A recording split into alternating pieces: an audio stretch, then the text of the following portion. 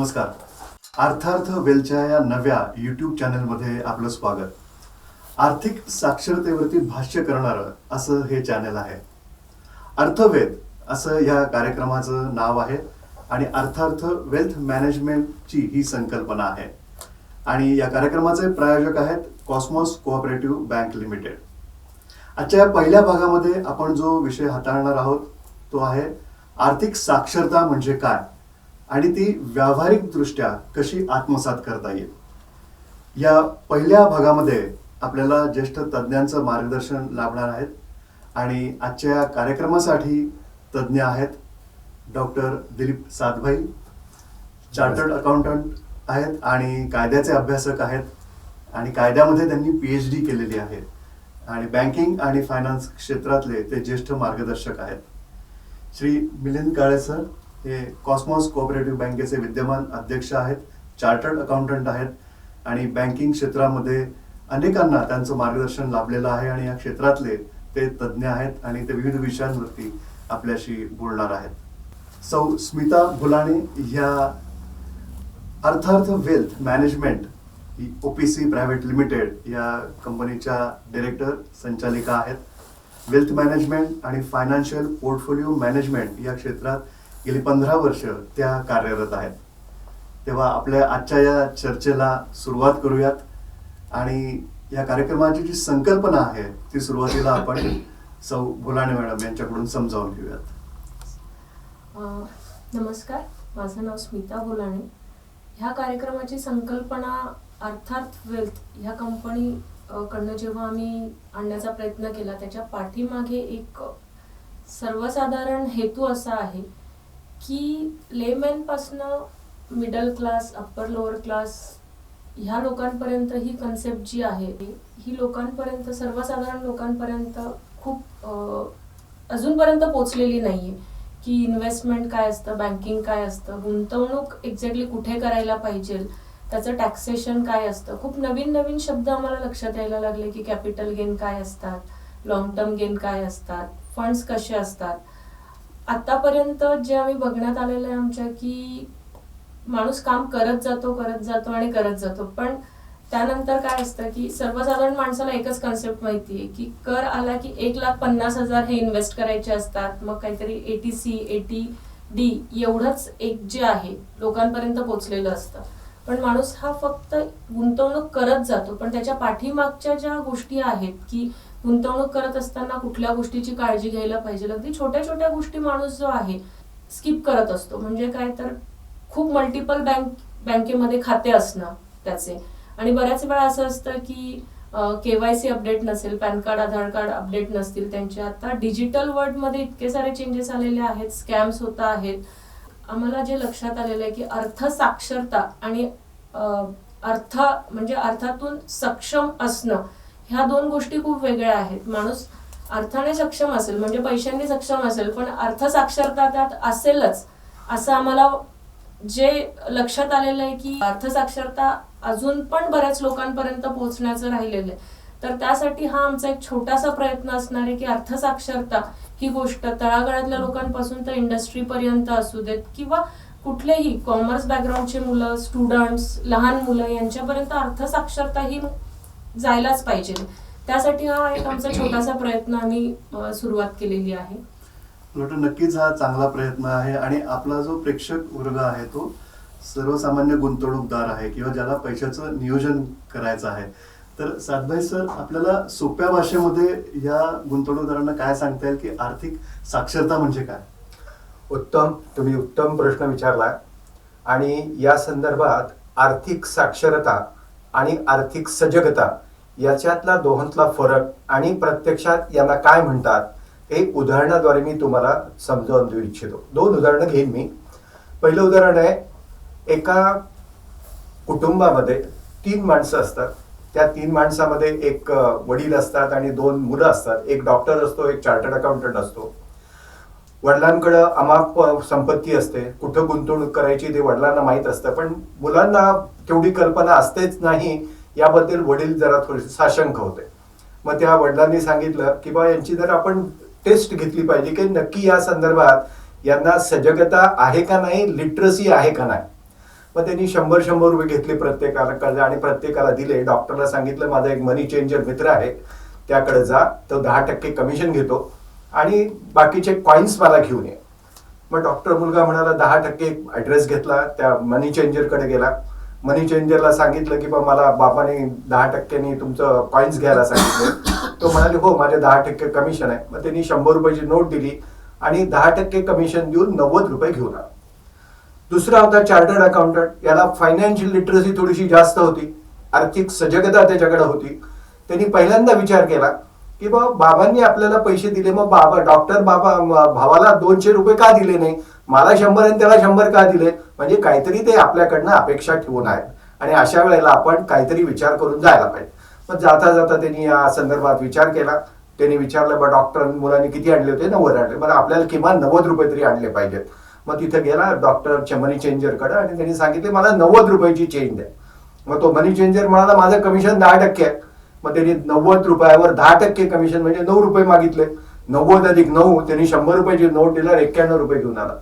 आता प्रश्न असा आहे की 100 रुपयात डॉक्टर मुलगा 90 रुपये आणतोय, पण चार्टर्ड अकाउंटंट मुलगा 91 रुपये आणतोय.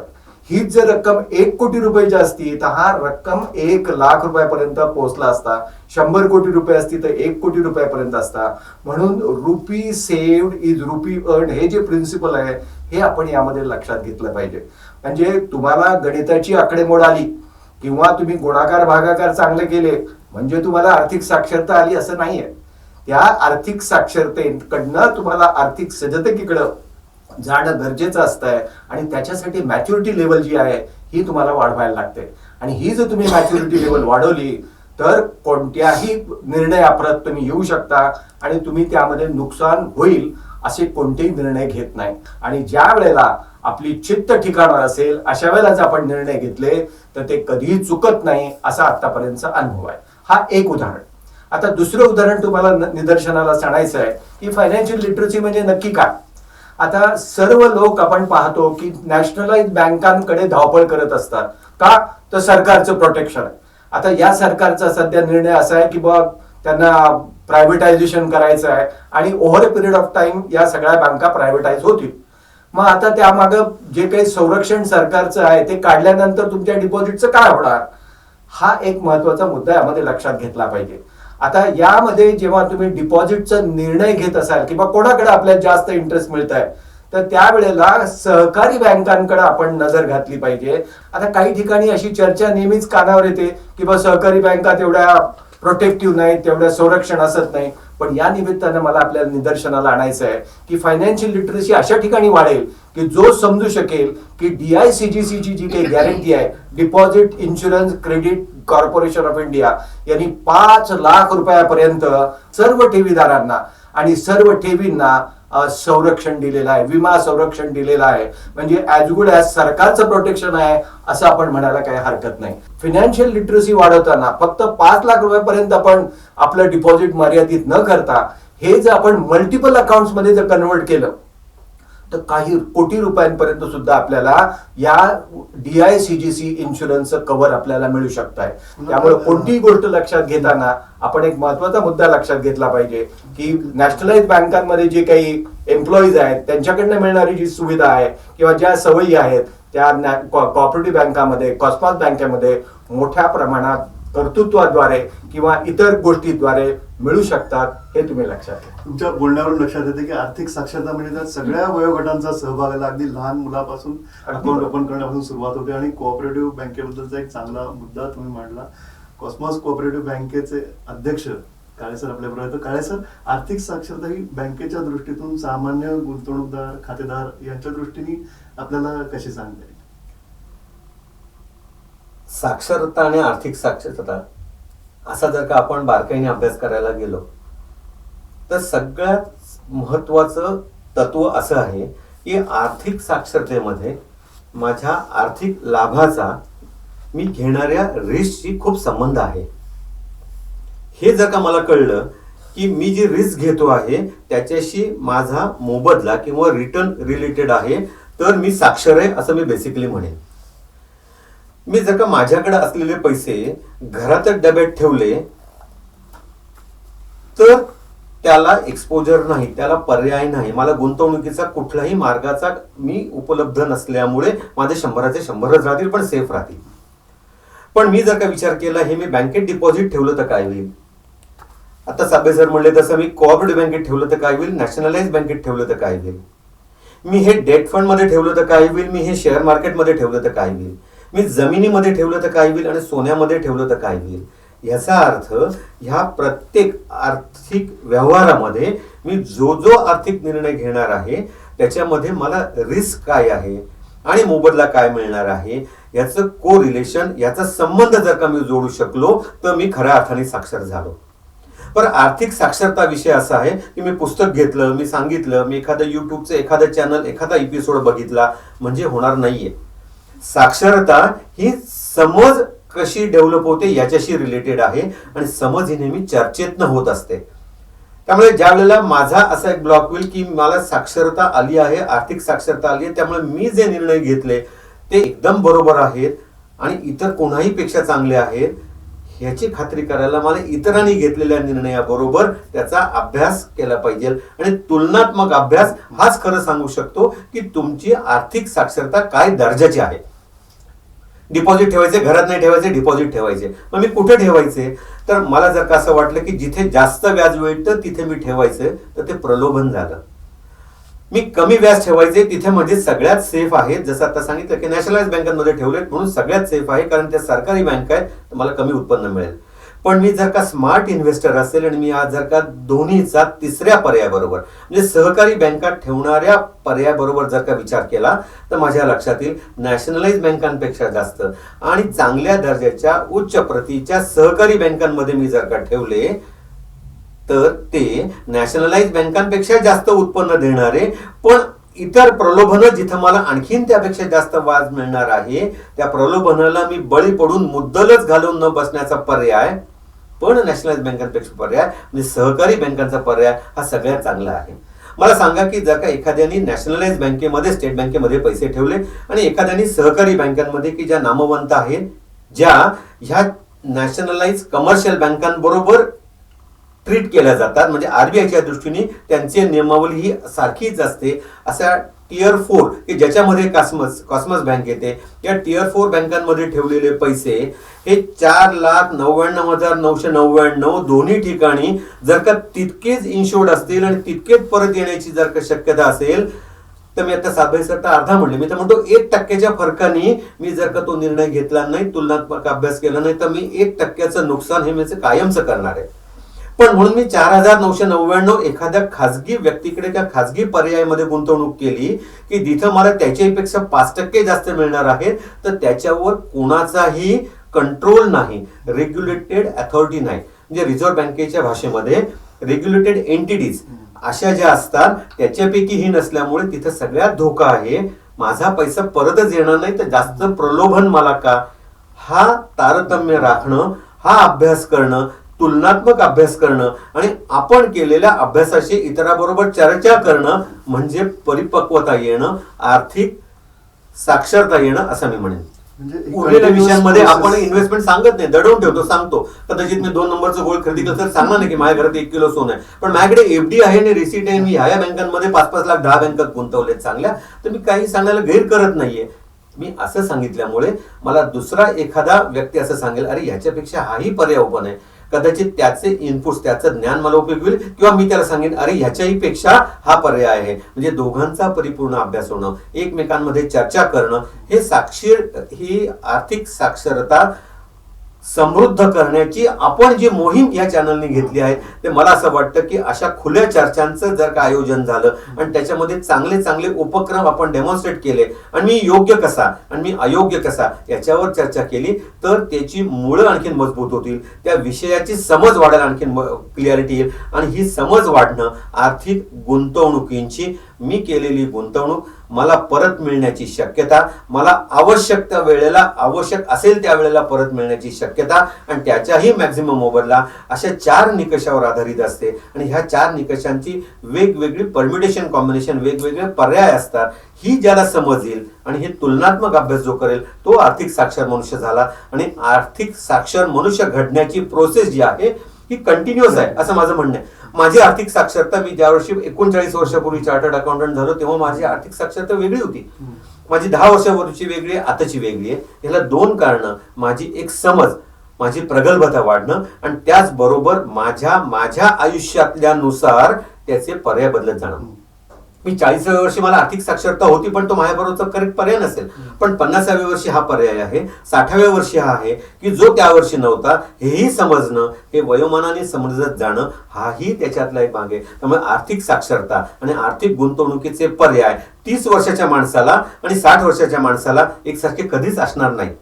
तर त्याच्यातल्या उरलेले जे मी निकष सांगितले, पॅरामीटर सांगितले, त्याच्या आधारावर ही समज येत जाणं आणि ते आपण सगळ्यांना समजावून सांगणं, म्हणजे आपल्या अवतीभोवतीचे सगळे साक्षर करून येणं आणि आर्थिक समृद्धी येणं. आणि दुसऱ्याची आर्थिक समृद्धी याच्यामध्ये तुमचं काहीही जात नसतं. तुम्ही आर्थिक समृद्ध होत असता डायरेक्टली इनडायरेक्टली. असा हा प्रचार प्रसार ह्या युट्यूबच्या माध्यमातून जर का झाला तर मला असं वाटतं की ज्याचा सगळ्याचा हेतू आपल्याला साध्य होईल आणि सर्व लोक साक्षर जर का झाली तर अनसेफ पैसे, अनसेफ गुंतवणुकी आणि इतर बोकाळलेल्या लोकांना, अशा लोकांवर हात मारून पैसे ग्रॅब करणं, पळवणं, चोरणं, ही जी आहे हे थांबेल. ते जर का झालं तर लोक साक्षर झाली आणि लोक साक्षर झाली तर ते थांबेल. असं हे एकमेकांवर अवलंबून आहे. नक्कीच. आपण म्हणता त्याप्रमाणे ही कंटिन्युअस प्रोसेस आहे. स्वतः साक्षर व्हायचं, इतरांनाही साक्षर करायचं आणि तोच या कार्यक्रमामागचा मला वाटतं हेतू आहे, ज्यात आपण वेगवेगळे विषय हाताळणार आहोत. मॅडम, आपली जी कंपनी आहे अर्थार्थ वेल्थ मॅनेजमेंट, ती गुंतवणूकदारांना मार्गदर्शन करते. तर या आर्थिक साक्षरतेबाबत गुंतवणूकदारांना तुम्ही काय सांगाल? सर, हे बघा, आता आम्ही म्हणण्याचा उद्देश हा आहे की आर्थिक साक्षरता जी काही आणतोय, जसं सरांनी खूप सारे उदाहरणं दिले, सातबाई सरांनी खूप सारे उदाहरणं दिले, की माणसाकडे पैसा असला म्हणजे तो आर्थिक साक्षर आहेच असं काही नाही. ठीक आहे. आर्थिक साक्षरतेसाठी आता मी जिथे लहानपणी आम्हाला एक असायचं की पिगी बँक जी म्हणतो त्याला आम्ही मराठीत म्हणायचो गल्ला. ठीक आहे. त्याच्यामध्ये आम्हाला काहीतरी पैसे दिले जायचे आणि आम्ही त्याच्यामध्ये ते टाकायचो. ओके. 5-6 रुपये 10 रुपये तयार झाले की घरातले म्हणायचे तुमचे पैसे आलेले आहेत, आता ते तुम्ही कसेही खर्च करा त्याच्यामध्ये. तर ही कन्सेप्ट जी आहे आर्थिक साक्षरता, ही एकतर रुजवावी लागते. ठीक आहे. रुजवत असताना एक लक्षात येतं की तुम्ही किती रुजवताय, त्याच्यानंतर तुम्हाला गेन काय होतोय. पण या व्हेरियस काइंड ऑफ कन्सेप्ट जेव्हा लहानपणापासून आतापर्यंत आम्ही बघत गेलेलो आहे की आता एक कन्सेप्ट आली आरडी, दुसरी कन्सेप्ट आली एफडी, त्यानंतर ह्या झाल्या ट्रेडिशनल कन्सेप्ट. त्यात मग ह्या ट्रेडिशनल कन्सेप्ट बघत असताना अचानक एक बलून आला म्युच्युअल फंड त्यामध्ये, की ज्या म्युच्युअल फंड आल्यानंतर मार्केट बऱ्यापैकी, म्हणजे आता बँकिंग असेल किंवा अदर इन्व्हेस्टमेंट इन्स्टिट्यूट्स असतील, तर त्यामध्ये काय घडायला लागलं की ते फक्त इन्स्टिट्यूट किंवा बँक्स राहायला लागले आणि ते फक्त ऑपरेशनल राहायला लागले. लोकांना बँक काय वाटायला लागलं की इथून SIP जायला पाहिजे, इथून EMI जायला पाहिजे, इथून आमचे लोन्सचे हप्ते जायला पाहिजे आणि बँकेने मात्र याच्यात की आमच्या सेव्हिंग्स एवढाच असणार पण आम्ही लोन मात्र तुमच्याकडनं भरपूर मोठे घेणार त्या ठिकाणी. मग FDs जसं आता फंड्स यायला सुरुवात झाली, बॉन्ड्स यायला सुरुवात झाली, बँकेतले सगळे पैसे तिकडे पार्क व्हायला सुरुवात झाली हळूहळू. मग आता हे पार्क होत असताना आमचं जे अनालिसिस सुरू झालं त्या ठिकाणी की मार्केट की गॅरंटीड, तर त्यामध्ये 2 क्राऊड तयार झाले, रादर 3 क्राऊड तयार झाले. त्यामध्ये एक सिनियर सिटीजन क्राऊड तयार झाला, एक IT पीपल्सचा क्राऊड तयार झाला आणि एक त्याच्या व्यतिरिक्त गव्हर्नमेंट सेगमेंट तयार झाला. त्यामध्ये 2 क्राऊड असे होते की जे गॅरंटेड इन्व्हेस्टमेंटकडे त्यांचा कल जास्त दिसला, तो होता एक सिनियर सिटीजनचा आणि गव्हर्नमेंटचा, की 1% कमी मिळालं चालेल पण आम्ही सिक्युअर इन्व्हेस्टमेंट्सकडे फोकस करू. त्यात तिसरा क्राऊड असा आला आमच्याकडे की जो IT पीपल्स असतील किंवा कंपनी, कॉर्पोरेट म्हणूया आपण त्यांच्यामध्ये, की ज्यामध्ये तुम्हाला की 12%, 14%, 15% आम्हाला रिटर्न्स त्यामध्ये मिळतात. मग रिटर्न्स मिळत असताना बऱ्याच वेळा हे लक्षात यायला लागलं की आतापर्यंत आपण ट्रेडिशनल इन्व्हेस्टमेंट्सवर फोकस केला, जसं LIC आहे, SBI आहे, HDFC आहे, यांचे काही प्लॅन्स यायला सुरुवात झाले. मग FDs आहेत त्या ठिकाणी, काही ठिकाणी टॅक्स फ्री रिटर्न्स किंवा मॅच्युरिटी आपण त्यांना म्हणू, की त्या मॅच्युरिटी टॅक्स फ्री होत्या. त्यानंतर काही ठिकाणी टॅक्सेबल होत्या.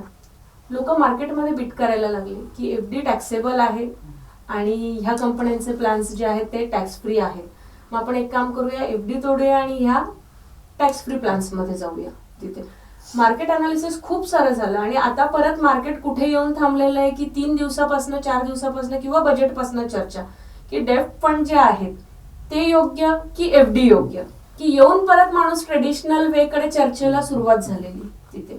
मग ट्रेडिशनल वे कडे जातोच आहे तर मग त्या ठिकाणी अभ्यासपूर्वक जायला का नको? अजून पण बराचसा क्राऊड जो आहे, जे आपण म्हणतोय की एक वाक्य आम्ही तुम्हाला आधीच सांगितलं, अर्थसाक्षरता की अर्थसक्षम. सक्षम आहे पण साक्षर नाही. तिथे बरेचसे लोक आहेत की आमच्याकडे पैसा आहे पण तो आम्ही सेव्हिंग्सलाच ठेवणार, तो गुंतवणार नाही. मग तो वाढणार कुठे? त्या याच्यामध्ये गुंतवणुकीचे पर्याय खूप सारे आहेत मार्केटमध्ये, पण त्याचा जर तुम्ही अभ्यास केला नाही तर ते गुंतवणूक शक्य नाही. जे रिटर्न्स तुम्ही एक्सपेक्ट करतायत मार्केटमध्ये ते रिटर्न्स येणं शक्य नाही. आज आपण म्हणतोय की FDला 5%, 6% हे रिटर्न्स आहेत, मग त्याच्यावरचे टॅक्स, TDS या सगळ्या गोष्टी.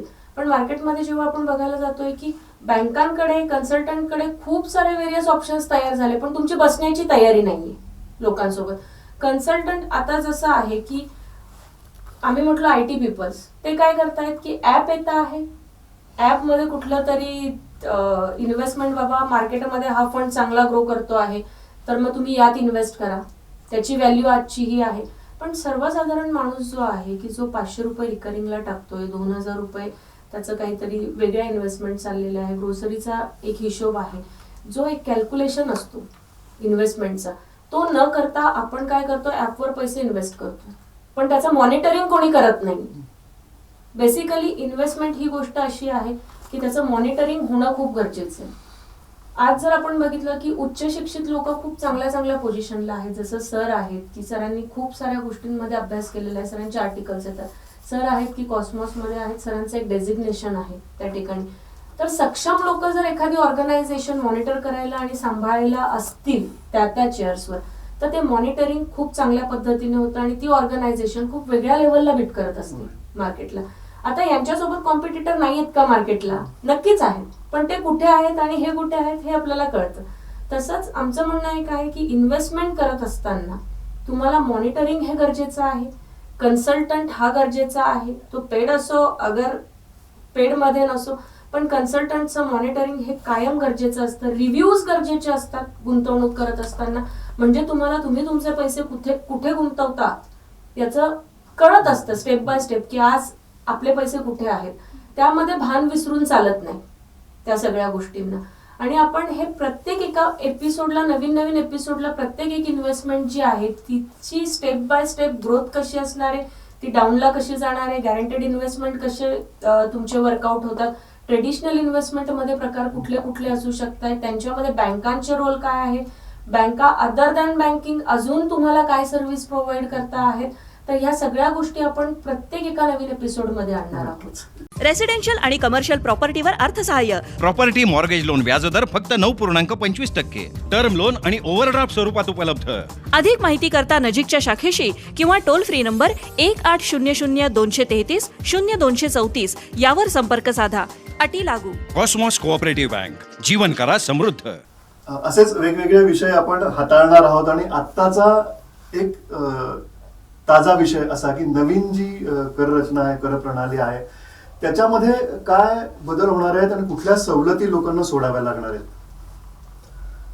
हा अतिशय ज्वलंत प्रश्न आहे. जुनी कर प्रणाली चांगली का नवी कर प्रणाली चांगली, यावर मोठ्या प्रमाणामध्ये डिबेट सुरू आहे. तुम्हाला कल्पना असेलच की 2019 साली प्रत्यक्ष कर संहिता ड्राफ्ट करण्यासाठी एक पार्लमेंटनी कमिटी नेमली होती आणि त्या कमिटीने जो रिपोर्ट सादर केला आहे त्या रिपोर्टच्या आधारे ही नवीन कर प्रणाली अस्तित्वात आली आहे. यामध्ये no deduction, no exemption, no concession असे एकंदर 3 कॅटेगरी खाली ही नवीन कर प्रणाली येणार आहे. त्यामुळे आता प्रश्न असा निर्माण होणार आहे की मग डिडक्शन्सच नाहीत, एक्झम्पशन्स नाहीत किंवा कन्सेशनच नाही, तर मग रिटर्न भरताना काय प्रॉब्लेम आहे?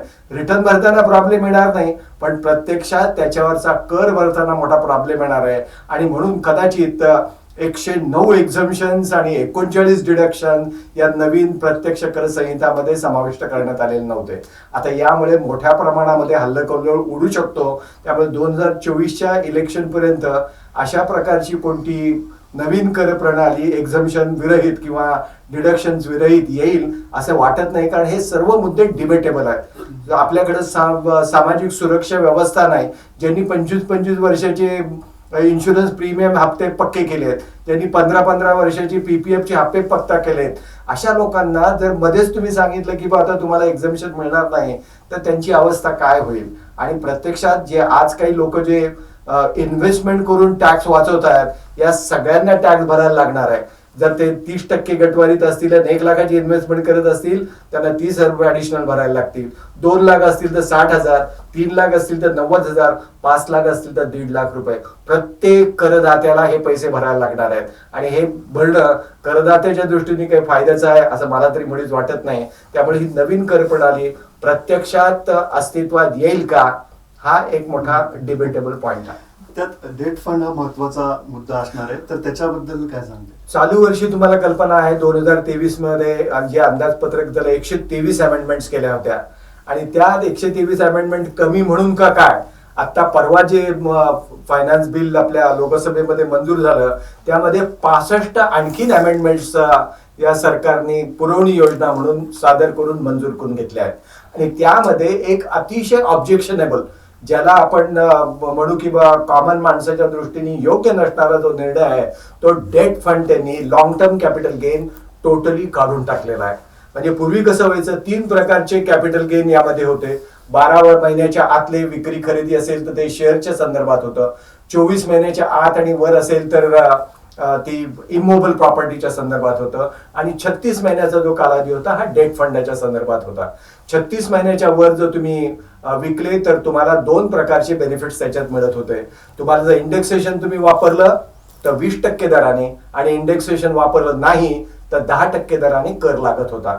आता या नवीन बदलामुळे असा बदल होईल की लॉंग टर्म कॅपिटल गेन ही संकल्पनाच या डेट फंडातनं गेल्यामुळं ते आता शॉर्ट टर्म गेन धरलं जाईल. आणि शॉर्ट टर्म गेन धरलं की करदाता ज्या गटवारीमध्ये आहे, म्हणजे 10%च्या गटवारीमध्ये असेल तर त्याला 10% कर लागेल, 20%च्या गटवारीमध्ये असेल तर 20% लागेल, 30%च्या गटवारीमध्ये असेल तर 30% दराने आता त्याला टॅक्स भरावा लागणार आहे. आणि यामुळं कोणतेही करदाते डेट फंडावर एवढं लांब थांबून एवढा कर भरायला तयार असतील असं मला तरी मुळीच वाटत नाही. पण हा निर्णय बँकांच्या दृष्टीने एक वरदान आहे असं म्हणायला काही हरकत नाही. एक्झिट आणि एंट्री लोड हा जो काही डेट फंडाच्या संदर्भात असतो, तो डेट फंडाच्या आपल्या तुमच्या फिक्स डिपॉझिटच्या संदर्भात असू शकत नाही. मेंटेनन्स फंड परत असतो की तिथला जो डेट फंड मॉनिटर करण्यासाठी जो काही खर्च होतो, हा खर्च शेवटी त्या युनिट होल्डर कडनंच काढून घेतला जातो. तो खर्च या तुमच्या फिक्स डिपॉझिट मध्ये वाचत असल्यामुळं जे काही ओव्हरऑल रिटर्न्स तुम्हाला फिक्स डिपॉझिट मध्ये जे मिळतील ते या डेट फंडापेक्षा नक्की जास्त असतील असं आता म्हणायला काही हरकत नाही. कारण कर निश्चिती जी झाली आहे त्यामुळं किती कर बसणार आहे आता आपल्याला समजलंय, आणि त्यामुळं बँकांमधले डिपॉझिट आता फायदेशीर ठरतील हे सांगायला कोणा अर्थतज्ञाची गरज आहे असं मला तरी वाटत नाही. काय सर, जसं सातभाई सर म्हणतात त्याप्रमाणे बँकिंग क्षेत्रावरती काय परिणाम होईल, विशेषतः एफडी आरडी याच्यामध्ये काही बदल होतील का, वाढ होईल का? गेल्या काही दिवसामध्ये आपण बघतो की डेट फंडच्या मधून मिळणाऱ्या उत्पन्नाचं टॅक्सेशनची पद्धती बदलली असल्यामुळे डेट फंड हे एफडीच्या साधारणपणे बरोबर जातील असं म्हणलं जायला लागलंय. हे खरं आहे, पण त्यातला एक दुसरं अँगल असं आहे की खरंच हे सगळे डेट फंड, हे सगळे फंड असलेली गुंतवणूक ही बँकांकडे डिपॉझिटमध्ये कन्व्हर्ट होईल का? मला स्वतःला बँकर म्हणून त्यामध्ये खूप साशंकता आहे. कारण डेट फंडच्या जरी टॅक्सेशन हा angle at par with FD आणि एफडी वरच्या इन्कमशी आला असेल, याचा अर्थ दोन्ही मधून मिळणारं उत्पन्न, निव्वळ उत्पन्न हे त्या माणसाच्या 10-20-30% टॅक्स लायबिलिटी प्रमाणे तेवढंच फिक्स आहे. ही एक पॅरिटी किंवा एक सारखापणा जरी आला असेल तरी प्रत्यक्षात मला 2 वेगळे प्रॉडक्ट आहेत हे समजत जर का असेल तर मी कदाचित अशा मोठ्या प्रमाणात शिफ्ट करणार नाही.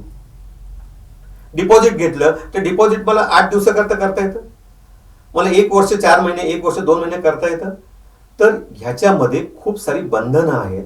कारण डिपॉझिट जे आहे ते मोडता येतं, ते प्री मॅच्युअर करता येतं, पण त्याच्यामध्ये मला अपेक्षित असलेलं ठरवून दिलेलं उत्पन्न हे त्याच्यापेक्षा 3 वर्षाच्या ऐवजी मी 2 वर्ष 10 महिन्यांनी मोडलं तर त्याच्यात मला मिळणारं उत्पन्न हे वेगळं असतं. आणि हे फिक्स असतं. पण डेट फंड मध्ये मी जर का गेलो तर डेट फंड मध्ये मी 2 वर्ष 10 महिन्यांनी मी लिक्विडेट करीन, तर मला ॲश्युअर्ड किंवा जे सजेस्टेड असेल त्याच्याही पेक्षा डेट फंडच्या चांगल्या मॅनेजमेंटमध्ये मार्केटच्या चढ उतारांमुळे जे फायदे किंवा तोटे होण्याची शक्यता आहे ती जास्त आहे. त्याच्यामध्ये फायदे होण्याची जर का शक्यता जास्त असेल तर मला ते प्रलोभन डिपॉझिट पेक्षाही जास्त असेल, कारण मिळणाऱ्या उत्पन्नातनं टॅक्स सारखा आला एवढीच वस्तू झाली. पण मला जर का मी मगाशी सुरुवातीला सांगितल्याप्रमाणे मला मोह, मला असलेल्या रिस्क टेकिंग ॲबिलिटी, ते माझं वय, ह्या दृष्टीने मला जर का ते जास्त चांगलं वाटत असेल तर मी डेट फंड मध्येच कंटिन्यू होईल. फक्त मला कालपर्यंत मिळणारा बेनिफिट गेला अशी मी माझ्या मनाची समजूत काढेन, पण मी डेट फंड सगळे मोडून मी बँकांकडे जाईल असं होणार नाही. कारण हे दोन्ही प्रॉडक्टच वेगळे. मी जर का फिक्स डिपॉझिट म्हटलं तर त्याच्यावर मला पैसे घेता येतात, पैसे मोडता येतात, लोन घेता येतं. अगदी आजकाल 95-99% पर्यंत आणि 0.5% कमी जास्त फरकाने सुद्धा मला कर्ज मिळतं. डेट फंड मध्ये ते मिळतं, ते मिळत नाही. पण डेट फंड मध्ये मला प्राइस राईज किंवा एकंदर आता आपण बघतो की गेल्या 1 वर्ष 1.5 वर्षामध्ये व्याजदर खूप वाढले. त्याच्यामुळे ह्या डेट फंड ज्याच्यात गुंतवणूक करतात त्या ज्या सिक्युरिटीज आहेत त्याच्या व्हॅल्यू खूप कमी जास्त झाले, त्यात नुकसान झालंय. हे व्याजदर जसे खाली येतील तसे त्याच्यामध्ये फायदे व्हायला लागतील. पण हे जे फायदे तोट्याचं चक्र आहे व्याजदराशी आधारित, ते ज्याची रिस्क घ्यायची तयारी आहे त्याला ते डेट फंड मध्ये मिळणार आहे, ते बँकांच्या एफडी मध्ये मिळणार नाही. त्यामुळे त्याला ज्याची चटक लागलेली आहे, जो त्या रस्त्याने जाणारा मनुष्य आहे, तो ह्या बाजूने येणार नाही. पण एक सर्टन्टी 2 वर्षाकरता 3 वर्षाकरता लॉक इन पिरियड सकट मी जर का जाणार होतो आणि मला त्याच्यावर 60% मिळणार असेल तर बँकेचे 60% मला जास्त बरे राहतील, कारण का ते लिक्विडेबल आहे, त्याच्यावर लोन घेणं शक्य आहे आणि त्याला मला टॅक्सेशनची क्लॅरिटी आहे. वेरत मार्केट रिस्क जी आहे कमी होण्याची, मी जसं म्हणतो मला वाढेल तशी मला ही रिस्क आहे की ते माझे कमी होऊ शकतात. तर कदाचित माझा प्रेफरन्स त्याचं टॅक्सेशन ऍट पार आल्यामुळे माझा काही भाग हा मी दुसऱ्या गुंतवणुकीमध्ये म्हणजे बँक डिपॉझिटकडे वळता करीन अशी शक्यता नक्की वाढलेली आहे. त्याचं मार्केटिंग आम्ही बँकर लोक कसं करतो हे आता याचं संधी आहे, ही मार्केटची प्रत्येक संधी असते. असं मार्केटचे तेव्हा मार्केट खेळणारे ते चालवतात, आम्ही आता हे कसं चालवतो याच्यावर अवलंबून आहे. पण मगाशी जसं आपण म्हणलो की जे वयस्कर लोक आहेत आणि जे अशा प्रकारे काही गुंतवत होते किंवा ज्या इन्स्टिट्यूशन आहेत ते गुंतवत होते, तर त्यांना आमचा सांगण्याचा पर्याय हा जास्त चांगला राहील. आणि मग व्याजाशी रिलेटेड उत्पन्नाचं सायकल जे आहे ते आम्ही म्हणून तिथे डेली बेसिसवर होतं, ऑप्शनल होतं. पण इथं व्याजाची फ्रिक्वेन्सी ही वर्षभरानंतर नक्की तुम्हाला इव्हॅल्युएट करता येईल, ती पारखता येईल, त्याचा जोखीम तुम्हाला घ्यायची की नाही ठरवता येईल. त्यामुळे तिथं जाण्यापेक्षा तुम्ही इथं या, हे आम्हाला सांगायला सोपं आहे आणि यांना मार्केटिंग ऍडव्हान्टेज म्हणून आम्ही नक्की घेणार. दोन्हीचे फायदे तोटे जर ग्राहकांनी जाणून घेतले गुंतवणूकदारांनी तर निश्चितच ते योग्य तो निर्णय घेऊ शकतील. बँकिंग क्षेत्रातलं मत कळलं, पण एक गुंतवणूकदार म्हणून तुम्ही कसं पाहताय या सगळ्या बदलांकडे? तो काय विचार करत असेल गुंतवणूकदार म्हटल्यानंतर बिंग अ कन्सल्टंट मी हे म्हणेल की मार्केटमध्ये फक्त एक डेट फंडच उरलेला नाहीये. ठीक आहे, गुंतवणूक करण्यासाठी मल्टिपल ऑप्शन्स आहेत. आता जी चर्चा चालली की या फंडचं कंपॅरिझन एफडी सोबत होतंय का, तर एक लक्षात घ्या, जेव्हा आम्ही कंपॅरिझन करतो तेव्हा एकाच फंड सोबत करत नसतो. तेव्हा भरपूर साऱ्या गोष्टी आहेत की फक्त डेफ्टला गॅरंटेड आहे की मार्केट रिलेटेड आहे किंवा एफडीला गॅरंटेड आहे, मग किती टक्के आहे, मग त्याच्या को रिलेट जर केला किंवा रिलेटेड प्रोडक्ट्स कुठले आहेत ते पण जर बघितले तर जरा एक फोकस आपला चेंज होतो मार्केटमधला. आता काय झालेलं आहे की हा फोकस जेव्हा डेफ्ट फंडवर आलेला आहे तर त्या ठिकाणी काय झालेलं आहे की सगळ्या लोकांची चलबिचल सुरू झाली की मग आता या फंडवर ती गोष्ट आली आहे, मग बाकीच्या गोष्टींवर येणार का त्याच्यात. मग सरकार जर हाच एक मार्ग म्हणजे फंडिंग रिलेटेड जर विषय बघितला, म्युच्युअल फंड, डेफ्ट फंड किंवा कुठलेही फंड, तर गव्हर्नमेंट एक एक गोष्ट कशी चेंज करते, टॅक्सेशन मध्ये कशी आणते, कर सवलती ज्या ठिकाणी दिलेल्या होत्या त्या काढण्यात येत आहेत त्या. पण याने एक गोष्ट आहे की ज्यांना इन्व्हेस्ट करायचं आहे ना तो इन्व्हेस्टमेंट करणारच आहे, मग तो कुठेही असो, मग एफडीला असो, गॅरंटेडला असो, डेफ्ट फंडला असो, म्युच्युअल फंडला असो किंवा अगदी कुठलेही नवीन बॉन्ड्स आले त्याच्यामध्ये असू देत. कारण आपण म्हणतोय ना की पैसा ही गोष्ट अशी जी अकाउंटला ठेवून चालणार नाही. ठीक आहे, तर ती कुठेही गुंतवली, आज जर एफडीला गुंतवली तिथे 6%, 5% जे काही येणार आहे, डेफ्ट फंडला गुंतवली ती त्या ठिकाणी अजून 5%, 6% देणार आहे, म्युच्युअल फंडला गुंतवली ती इक्विटीमध्ये असणार आहे तर तिचे रिटर्न्स काहीतरी वेगळे असणार आहे. कुठल्या इन्व्हेस्टमेंट प्लॅन्स मध्ये की जसं LIC ऑफ इंडिया आहे, तुमचं HDFC आहे, यांच्या प्लॅन्स मध्ये गुंतवली तर थंब रूल प्रमाणे ते 6 ते 7% तुम्हाला रिटर्न्स देतातच आहेत. आणि जसं आपण म्हणतो सिक्युरिटी पॉइंट ऑफ व्ह्यू, तर इन्व्हेस्टमेंट ही गोष्ट अशी आहे की 4 वे जेव्हा तुम्ही बघतात तर ती प्रत्येक एक आर्थिक साक्षर माणूस जो आहे तो प्रत्येक एका पॉकेटमध्ये ते पैसे टाकत असतो, कुठल्याही एका पॉकेटमध्ये तो पैसे पार्क करत नाही. त्यामुळे ऑन अन ऍव्हरेज जर त्याच्या इन्व्हेस्टमेंटचा रेट तुम्ही काढायला गेले तर तो 8 ते 10 ते 12% याच्यामध्ये त्याचा तो रेट येणारच आहे की त्याला जे गेन होणार आहे त्यात. हा विषय उरला आता टॅक्सेशनचा. त्यात तर आधी म्हटलं जायचं आपल्याकडनं की मी 100 रुपये कमवले तर गव्हर्नमेंटला मला 30 रुपये देणं आलेलं आहे. मग त्यावेळेस लोकांनी इन्व्हेस्टमेंट करणं बंद केलंय का? नाही केलेलं.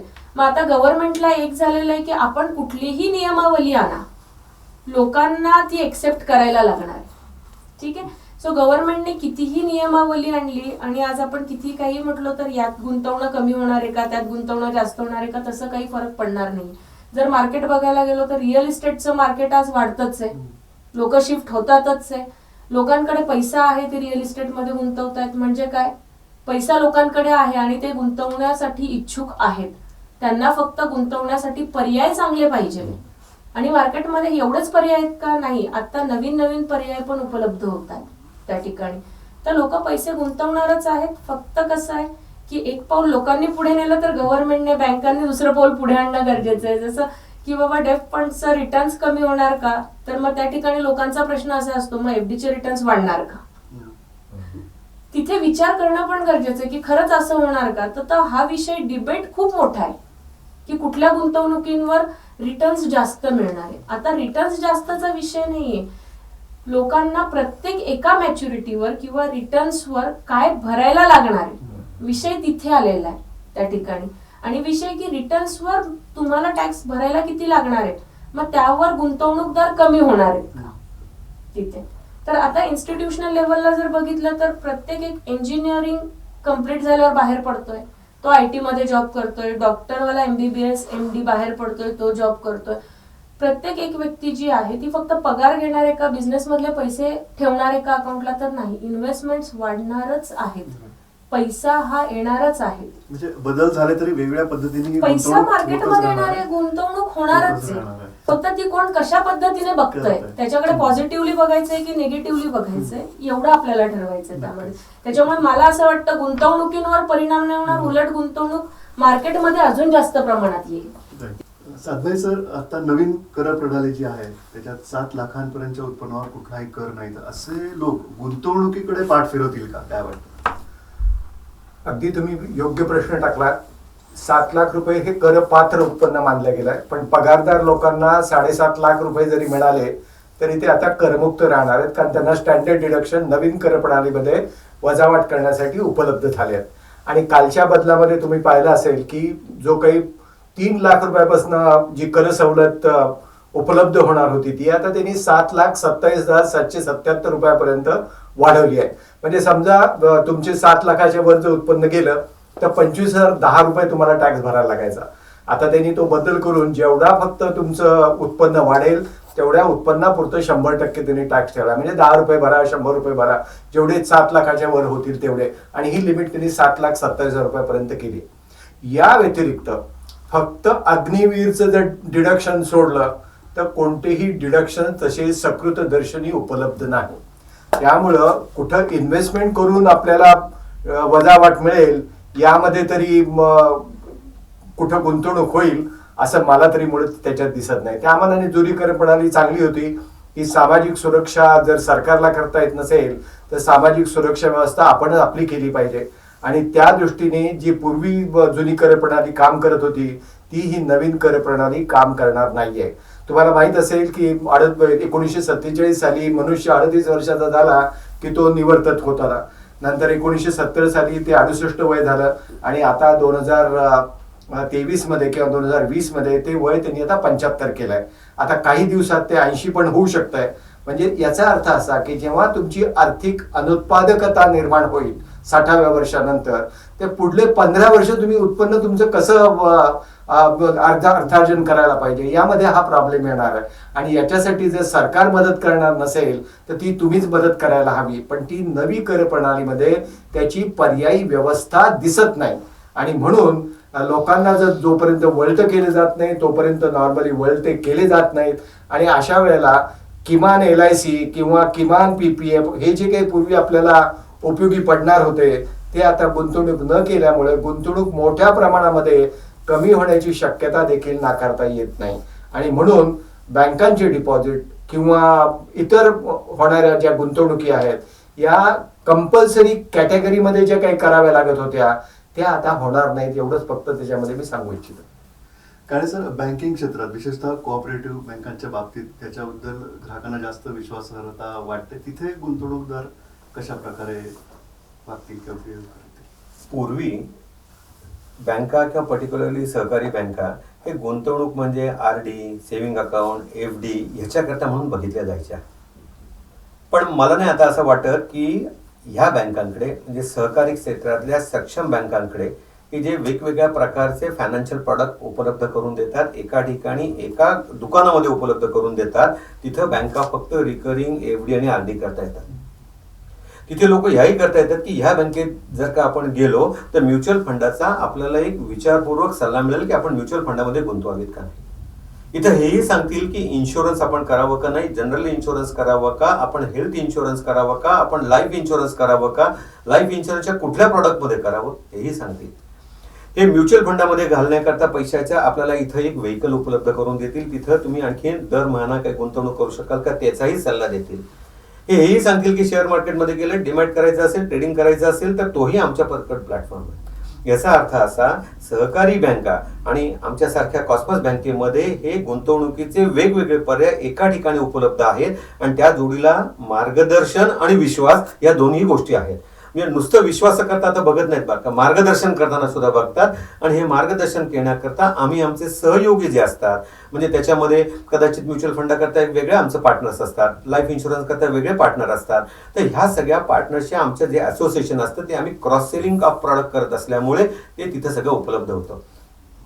आपण म्हणा गुंतवणूक कशी करावी, काय करावी याची साक्षरता साधं सोपं दररोजच्या आयुष्यातलं जीवनातलं मी एक सांगेन की जसा आपला डाएट असावा, जसा आपला आहार असावा, तो संपूर्ण असावा, तो सात्विक असावा, हे जसं आहे तसं तो समतोल असावा. हे जसं एखाद्या बाळाला 1-2 वर्षापासून 70-80 वर्षाच्या माणसाला त्याच्या वयाच्या वेगवेगळ्या स्तराप्रमाणे कसा डाएट असावा हे कळतं किंवा कोणतरी सांगतं किंवा त्याला ती सक्ती होते, ते करायला लागतं. त्याचप्रमाणे आता हा फायनान्शियल सुद्धा डाएट सारखा विषय झालेला आहे. दुधाचा आहार खूप चांगला म्हणून मी नुसतं दूध पिन का, फळाहार चांगला आहे म्हणून मी फक्त फळं खाईन का, ताजी फळं, किंवा सुकामेवा खूप चांगला असतो म्हणून मी सुकामेवा खाईन का, मी फक्त भाकरी खाईन का, मी नुसता फक्त भात खाईन का. नाही तर मला कोशिंबीर पाहिजे. कोशिंबीरीत काही वेगळ्या गोष्टी आहेत, भातात वेगळ्या आहेत, भाकरीत वेगळ्या आहेत, मला भाजीमध्ये वेगळ्या आहेत, पालेभाजी वेगळ्या आहेत आणि साधी भाजी वेगळ्या आहेत. हे जर का मला माझ्या जीवनाला जगण्याकरता म्हणून असणाऱ्या आहाराचा समतोल आणि संपूर्ण असा जर का विचार मी करत असेल तर माझ्या गुंतवणुकी सुद्धा अशाच आहेत. मग मला त्याच्यामध्ये ताक पाहिजे, मला दूध पाहिजे, मला दही पाहिजे. आणि मग ह्या सगळ्या प्रॉडक्ट कुठे मिळू शकतात? संपूर्ण सात्विक आहार आणि परिपूर्ण माझं पोट भरणं आणि माझं आयुष्य समृद्ध होणं हे कुठं मिळेल? तर हे कॉस्मॉस सारख्या ज्या बँका आहेत की जिथं आम्ही म्हणतो जीवन करा समृद्ध, तसं जीवन समृद्ध करण्याकरता गुंतवणुकीचा सर्व सल्ला, फक्त सल्ला नाही पर्याय आणि तिथं प्रत्यक्ष कृती करण्याची जिथं जिथं सेंटर्स असतील ती आपल्या आर्थिक गरजा भागवायला, आर्थिक सक्षम करायला, आर्थिक साक्षरता वाढवायला उपयोगी पडतील. त्यामुळे जेवणाच्या हवामानाच्या बदलानुसार, वयाच्या बदलानुसार जसा आहारात बदल करायला लागतो तसा आहारात बदल होतील, गुंतवणुकीचे प्रकार बदलतील, पण विश्वासार्हता आणि बँका म्हणून सदैव लोक ह्याच बँकांकडे बघतील. निश्चित आपल्या सोप्या उदाहरणांवरून आपल्या गुंतवणूकदारांना आणि ग्राहकांना निश्चितच या सगळ्या गोष्टी आता समजल्या असतील, समजत असतील. आर्थिक साक्षरतेबद्दल आपण बोलतोय तर मार्गदर्शक हवाच आणि तो मार्गदर्शक आज बँकांच्या किंवा विशेषतः कोऑपरेटिव्ह बँकांच्या रूपाने उभा आहे आपल्याला काळे सरांच्या बोलण्यातून समजलं. आजच्या कार्यक्रमामध्ये या कार्यक्रमाची संकल्पना ज्यांची आहे त्या स्मिता मॅडमने पुन्हा विनंती करतो की आजच्या कार्यक्रमाचं फलित म्हणजे आज आपला गुंतवणूकदार कशा प्रकारे साक्षर झाला असेल या कार्यक्रमातून आणि त्याला काय मिळालं असेल. पहिले तर मी काळे सरांचं धन्यवाद करेल की काळे सरांनी विश्वासार्हता आमच्यावरही दाखवलेली आहे त्या ठिकाणी की कॉस्मॉस आणि अर्थार्थ वेल्थ हे जेव्हा एक नवीन रोपटं त्या ठिकाणी दिसतंय तर त्यामध्ये लोकांना खूप साऱ्या गोष्टी कळायला सुरुवात झालेली आहे किंवा काम सुरू केलेलं आहे. नवीन नवीन इन्व्हेस्टमेंटचे प्रकार कॉस्मॉसमध्ये कसे आहेत, ते कसे एक्सप्लेन होणार आहेत, ही मजा तर आपल्याला पुढच्या एपिसोडमध्ये तर नक्कीच येणार आहे. पण त्यासोबतच आपल्याला एक महत्वाची गोष्ट असते की घरात थोरा मोठ्यांचा हात जो लागतो, आशीर्वाद जो लागतो, तो या ठिकाणी आम्हाला उपलब्ध झालेला आहे आर्थिक साक्षरतामध्ये त्या ठिकाणी. आणि पहिल्याच एपिसोडमध्ये जे आपण बघितलेलं आहे की सातबाई सरांनी किंवा काळे सरांनी त्या ठिकाणी आपल्याला खूप महत्वाच्या गोष्टी सांगितलेल्या आहेत की नवीन कर प्रणाली कुठल्या पद्धतीने डिबेटमध्ये आहे. कॉस्मॉस बँक त्या ठिकाणी त्यांनी त्यांचं मत अगदी स्पष्ट आणि कणखरपणे मांडलेलं आहे. त्यानंतर आपण डेफ्ट फंड किंवा FD ह्या गोष्टींवरचा जो एक अभ्यास किंवा मार्केटमध्ये जे काही संभ्रम चाललेले आहेत त्या ठिकाणी आपण एक आज क्लिअरिटी देण्याचा प्रयत्न केलेला आहे तिथे की ते कसं वर्कआउट होत आहे त्या याच्यामध्ये. त्यामध्ये बँकिंगचा रोल काय असणार आहे, कन्सल्टंट्सचा रोल काय असणार आहे किंवा गुंतवणूकदारांवर त्यामध्ये काय फरक पडणार आहे की ह्या सगळ्या निर्णयांनी गुंतवणूकदार मार्केटमध्ये टिकणार की फक्त सेव्हिंग्स अकाउंट पर्यंत स्थिर स्थावर राहणार. तर ह्या सगळ्या गोष्टींचा अभ्यास जो आहे आजच्या ह्या एपिसोडमध्ये मला असं वाटतंय की ऍटलिस्ट लोकांना खूप सरळ आणि साध्या भाषेमध्ये कळणार आहे तिथे. आणि आपला प्रयत्न हाच असणार आहे की सरळ, साध्या आणि सोप्या पद्धतीने हे लोकांपर्यंत आपल्याला कसं नेता येईल. कोऑपरेटिव्ह नवनवीन पद्धतीने जे काही आहे मार्केटमध्ये येण्याचा प्रयत्न करताय. हा एक छोटासा आमचा प्रयत्न आहे कॉस्मॉसचा आणि अर्थात वेल्थचा की मार्केटमध्ये बँकिंगचं नॉलेज तर लोकांना आहे, पण अदर दॅन बँकिंग पण आपण कसे पुढे जाऊ शकतोय मार्केटमध्ये. बँकिंगचा रोल जो आहे अदर दॅन बँकिंग मध्ये प्रोडक्ट्स काय काय येतात तिथे, कारण लोकांना तोही गैरसमज होता. बँकवाले FD सोडून म्युच्युअल फंड का विकतायत, हेल्थ इन्शुरन्स का विकतायत, मग बँकेमध्ये तसे तज्ज्ञ लोक बसलेले आहेत का ह्या सगळ्या गोष्टी देण्यासाठी. तर त्याचं उत्तर सरांनी स्वतःच दिलेलं आहे की तज्ज्ञ लोकांची टीमच त्या ठिकाणी असते, कुठलाही माणूस आणून तिथे बसवलेला नाहीये त्या ठिकाणी. सो अर्थसाक्षरता हे अशाच पद्धतीने आपण आता जे एपिसोड्स येणार आहे त्याला लहानाचं मोठं करण्याचा प्रयत्न करूया त्या ठिकाणी. सो छोटे व्यापारी आणि उद्योजक यांच्याकरता अत्यंत किफायतशीर व्याजदर. कॉस्मॉस स्मॉल बिझनेस लोन व्याजदर फक्त 8.25%. कॅश क्रेडिट किंवा टर्म लोन स्वरूपात रुपये 1 कोटीपर्यंत कर्ज उपलब्ध. अधिक माहिती करता जवळच्या शाखेशी किंवा 1800-233-0234 या टोल फ्री नंबरवर संपर्क साधा. नियम व अटी लागू. कॉस्मॉस कोऑपरेटिव्ह बँक, जीवन करा समृद्ध. आणि आजच्या या कार्यक्रमामध्ये सहभागी झाल्याबद्दल आजच्या कार्यक्रमातले तज्ज्ञ आहेत डॉक्टर दिलीप सातबाई सर, अभिजित काळे सर यांचे आभार मानतो. स्मिता मॅडमचे पण मी आभार मानतो. आणि अर्थार्थ वेलच्या या YouTube चॅनलमध्ये अर्थवेद या कार्यक्रमात ज्याची कॉस्मॉस कोऑपरेटिव्ह बँक ही प्रायोजक आहे. पुढच्या भागामध्ये आपण नक्की भेटूयात. तोपर्यंत धन्यवाद.